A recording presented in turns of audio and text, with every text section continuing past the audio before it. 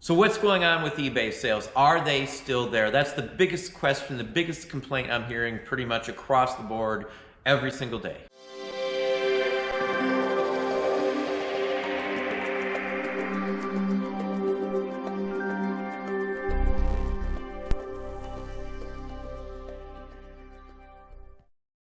Hey, it's Don. Today I wanted to address where we're at with eBay sales overall, not just me, but with what I hear is going on in the whole works with that. Now, I have to state this first, just like I did in the last discussion on this. We dropped the ball, we moved, we bought a house in a big building for eBay, new building here, and I didn't list for a few weeks. We pretty much dropped off the face of the earth on eBay, and it did tank our sales quite a little bit. We lost, I don't know, $5,000, $6,000 a month from that time frame. We expected that to happen. I intentionally said, let's just let one thing fall, let's do what we gotta do and keep on moving. So my results won't be the same as yours. We were doing just fine before we backed off to move, pack up, do all the drive back and forth, and the whole works. We were doing well in excess of 5 digits right before that, so the numbers, the volume, everything was coming in very steadily. Now, I've been bombarded by, sometimes it's dozens and dozens of them in a specific day, people having issues and things like that too. I've had even other YouTubers, having issues and problems that I've never even heard from before that had reached out to me. And I actually looked at a couple of other stores with people who have tens of thousands of listings. If you're not selling good stuff, I'm going to tell and preface this right off the bat, you're not going to do very well in the slow season. If you're not selling something that's at least desirable to a set amount of people, you probably aren't going to sell. If you're selling in flooded categories, households like $5 t-shirts, $5, $10 baseball caps, or DVDs for $4 and $8 or whatever the case may be, you're probably not going to be doing very well. A lot of people aren't going to be buying movies in the summertime now that COVID is pretty much, going bye-bye somewhat. And so everybody's outside. Everything's packed outside. Everywhere I've been outside has been packed. Now, sales-wise, I've talked about what to do, what we do that gets the sales back in constantly. I do end sell similar. That means I end a certain amount, 200 at a time, because that's the most eBay allows you to do. And then I'll sell those 200 as new listings. Sell similar. So it changes the number and it does some other stuff with it. It gets sort of baggage for it. It looks like it's fresh listings. Now, with what I personally sell, they're vintage collectibles and stuff that, it's not something that's being made anymore. It's old. You have to know something to know what they are. Condition means everything in it. So I've got clientele that comes back to us religiously, constantly, all the time. On top of that, I might have, say, 4 or 5 figures or 5, 10, 15, 20 things from the exact same series or movie or theme or something like that, and they may buy multiple items at the very same time. So even when other folks may not be having a bunch of sales for one-offs left and right, they're one-offs that's trickled off, I still get the sales because I have a clientele. Some of the people that have been buying from us have been buying from us from close to 15 years. And we keep adding on and adding on. Now again, I said our sales were down. What did I do that brought the sales back and didn't sell similar as I just said? I also run sales and markdown constantly. I do not do any promoted listings. I tested them out for almost a month. My sales went down. I have the results bona fide. You could have looked at my store back then. Many people did. I did run promotions on 8,000 listings or better. A percentage of my store, so I'd have something to compare it to. It didn't work for what I have. For vintage and collectibles, you just have to have the right person online for them to sell. Promoting it or not, it didn't do any difference for me, and I promoted it well above what they said the rate should be. I want to say it was 8 or 10% or something. Just a flat one. I didn't pick any individuals. I picked a select amount of items from a bunch of different categories across the board, so there was a big chance of it. So again, I don't do promoted, I do the sales and markdown, which means I can set stuff on sale myself. I can pick 10,000 items at a time, or I can individually handpick 500. You only have to do that once. Once you've created it and started it, you can come right back in and you can actually just copy it. So I never create a new one. I just copy and then change the dates and then start it over again. Now, when sales are slower, I increase the amount of markdown on my sales and markdown. When I'm getting a ton of sales in season, fourth quarter or something, I may only do 5 or 10% discount. If I'm really slow, I may do 50% discount. I know you're gonna think, well, 50%, that's a lot of money to give away. Well, I do 3x on my prices. If I see Joe Schmo or somebody down the street selling the same item for 30 bucks, I may put 90 bucks on that item. Because most people don't know what the value is of the items that they're selling in so many different areas. I've spent years in the categories that I'm in, decades. So I realize the value of them based on even old school stuff like seeing them in stores, like buying them and pricing them for years and years and years and years. I go to the individual shows for like a toy show, a military show, so I see the routine values on items. I'm into the items that I sell. I don't just do it for money. I like what I sell. I like the whole aspect of the toys, the military, collectibles, vintage, antiques, all that stuff I like. So for me, this is a joy to actually get to touch and play with and have all this stuff around. So I don't get bogged down on, you know, when the sales might dip a little bit. Our sales are up almost 40% since we went back to our normal routine. I constantly send offers to watchers. I do not have immediate payment required on any of my listings. So people don't have to pay immediately. If they place an offer, they don't have to put in a charge card number. They don't have to do any of that stuff. They can just put in the offer. I can combine them, you know, after they purchased them, but before they paid for them, and then off we go. I've got videos on all this stuff we're talking about, multiple videos on there. If you check into my insider information playlist here, you're gonna be able to see them. I do Patreon and other things here too as well. So the information is all out there. I talk about every single thing in depth what we're talking about right now. But again, our sales are almost 40% up from the dive we had from not listing for a couple weeks.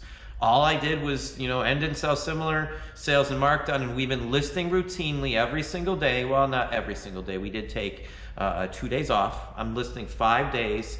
I might throw up a couple or something on those 2 off days, but you know, other than that, it's not a ton. But we're listing a bunch, 100, 150 sometimes, in the days, those 5 days that we're listing. So we're not just doing a few, and we're listing them in many different categories on those days. I'm not just listing 100 items in one category, 30 or 50 in one category, 20, 30 in another one, 20, 30 in another one, or 50, 50, 50 in different categories. And then keep doing that every day. Now, it may not seem like, you know, that's the right thing to do, but if you've got the right items, you know, they're collectible, there's a group of people that want them, you're not in flooded categories, you're not selling $5 and $10 common items that anybody can get anywhere, pretty much flea market locally for $1 or $2, you're gonna do okay as far as I can see with how our sales are going. What happened once we started back into doing the routine, started listing again, started ramming and slamming the store every day, everything we can do, we've built up the sales again. Every day we're adding another $100, you know, to the bottom line in sales value. So I'm ticking up $100 more dollars, $100 more dollars, $100 more dollars, $100 more dollars for the week or more as I go. So one day we'll list 100 new items. I'll sell 5 or 10 items that'll increase my sales for that day because I'm already getting other sales. Now, so the next day, some of those items will sell. There might be people that weren't on the day before when they were first listed. They were too late for them, different time zone or whatever the case may be. So we'll sell a few the next day, the next day, the next day. We're also listing another 100 items each one of those days. So it all builds up. It cascades from there. So once you get the flow going down, you're constantly working your store, you set up a routine that works for you, you should see some action. Again, 40% is a pretty good number for just a couple weeks worth of building this stuff up. It didn't just something happen overnight and boom, I'm all suddenly doing record-breaking numbers again. You know, we're right there at the summer pinnacle where it's in the summertime. So if it stays the way it is now, I'm pretty happy with our sales numbers considering how far we let it fall and not listing and not doing as many, you know, offers to watchers and things. That's bread and butter for a lot of folks, including us, is the offers to watchers. Again, my sales are run to get the offer opportunity. The whole aspect of us doing like sales and markdown is to get watchers so I can send them a specific offer. The number on the percentage off on your offer, it's got to be pretty good these days. At 40%, I didn't see as much movement as I did when I hit the 50% mark on the discount. Again, I built in room to actually be able to do this. From the very start, from day one, when I list the items, I already have room built in. So whatever happens, I'm fine, even if it goes to a 50% markdown, because I'm still, 17% up from what the typical price of that item is. You know, you work on volume, you work on percentages. So knowing the numbers for the items you sell, knowing what a routinely this item sells for, that item sells for, or in that genre, you know, you'll do fairly well.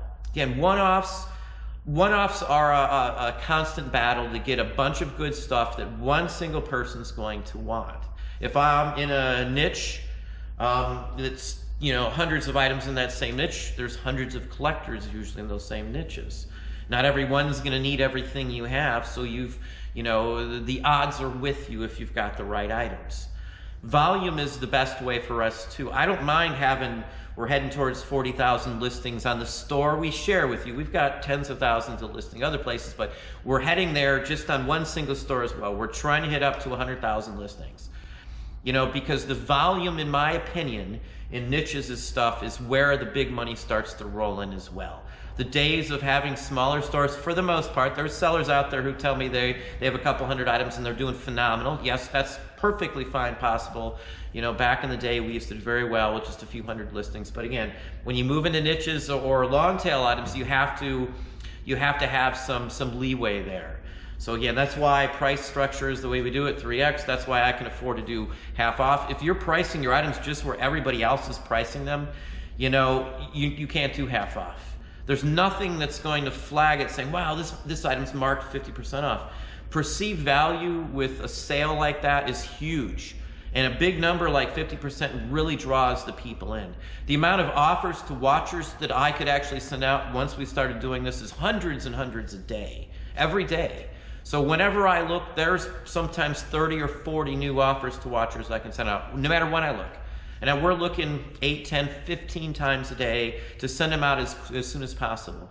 If you don't hammer your store and do offers to watchers, you know, somebody else is going to do them, send them out to the same people, and then when it's your time, you finally get to doing it, there's already going to be offers sent to them and they may hit their limits and your offers won't go to them anymore. You know, I know a lot of people complain that, hey, it's a lot of work and stuff. Running your own business is not a piece of cake. It is a lot of work no matter what you do. If you ran a brick and mortar, it would be 10 times the amount of work and probably, you know, 2/3 the amount of profit if you ran a brick and mortar establishment. Now, I know a lot of folks are blaming eBay for all this, and I'm not saying eBay hasn't made a ton of mistakes and changed stuff around where stuff isn't moving, but if you've got the right items, from what I personally see, from other folks that I personally talk to, from other stores that I've personally looked at, the sales are there depending on what you're selling. Again, average one, you know, off $5 shirts or $10 pair of pants and stuff may not be selling right this moment from everybody that I'm talking to who sells that, including big sellers, even other YouTubers who have tens of thousands of listings. I'm doing okay. We're holding well above the waterline here with a ton of stuff selling on a routine basis. I'm getting rid of some old inventory at the same point. We haven't done a 50% off in a while, so hey, it's a good way to do it. Again, if you don't have it built into your price structure, it's not going to work. What I do may not work for a lot of folks out there. I've already, though, got the customers for almost anything I could list. I've already got somebody who would buy it from me right this minute because of people have been following me for 10, 15 years and buying from us from that long of a time frame. I have people that come back and buy religious cards from the Victorian era all the way up into the 20s. 5 or 6 people who come back almost every single week. We've got button and military collectors that come back, 10, 15 different ones. They come back, you know, at least once a month. Some of them come back twice a month. Some of them I see on payday every single week. Toys. If I put up certain types of toys, I know who's going to buy them and I know who's going to be there. Vintage records. I know if I put them up, I'm going to sell certain types right off the bat, and I know right who's going to buy them. I got 15 or 20 buyers just for 78s. I've got a couple hundred for 45s. These are people that follow and have been buying from us for decades because we actually try to do it properly. You know, I'm not out there just to rake people across the coals. Again, the pricing structure that I do is based on actual value. I sell stuff that there aren't many that are going to sell or even show up anywhere on the net.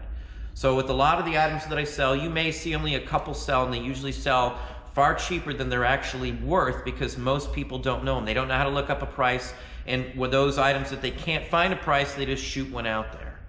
You know, I know enough. We've been doing the same types of items and expanding on newer items, you know, for years and years and years, and that's the best way to do it. I started at zero. There's nothing special about what I do or anything else. There's no major hidden secrets about what I do, maybe some of my specific sources, but other than that, I started just like everybody else and figured out what works for me. And this is what works for me, and it gets me the sales. I'm doing very well with revenue right now. We're selling higher dollar items still. $75, $150 or more dollar value items are still going out the door. Multiple sales still in the whole works. Again, but I've already got the clientele there. It's taken me a long time to do it. Again, none of this is easy. If you're gonna give up or blame eBay for it every time something happens like that, you know, you're not gonna do very well. It's a lot of work. It's not a game. It's not some easy thing. You throw some stuff up and you're gonna be making a fortune. It takes us a lot of work, a lot of time, and a lot of effort to keep it rolling. Again, those routines I said just a little bit ago here work and get us sales. Our sales are going up. I'm sure we're going to be, if we keep this up in another couple weeks, be right back to where we were before we moved. Again, we were hammering the store. I'm hammering it all day long. We're watching the prices. We're doing all kinds of stuff like that. And it does work. I work my store. Now, I don't see this as an eBay issue at this point. We're literally in the summer. Everything's packed, as I said. So, you know, I'm not going to rant and rave and blame eBay for stuff. I did something about it. I busted out. We got down. We've been taking photos. We've been scanning. We've been listing, working the store, moving stuff around, and it's working. That's all I can tell you. It works if you do it. It works once you get a routine. Once you figure out what works for you, you just slam it. You keep going with that same routine and test things, do things to see if it works or helps your store. With like promoted listings, I've been having a ton of people telling me that it's not doing much, even them promoting their items. So, you know, the buyers aren't always going to be there for every item that you have. I would look hard at the items that you're selling. I would look hard at, you know, keywords, the pricing structure you're using, as well as the images themselves. That could be a big part of it as well. If they're stale items, I would look through them. I would also check on other platforms and see if there might be better places to sell it. Everything that I sell doesn't sell on just eBay. I sell stuff on a lot of other platforms, and we do make pretty decent money doing that as well, very obviously. So anyway, that's about it for today. Hopefully that gave you some ideas, some thoughts. If you enjoyed this video, please hit that like button down below. You can also hit the bell icon to be notified if I post new content or go live. Subscribe and tell all your friends.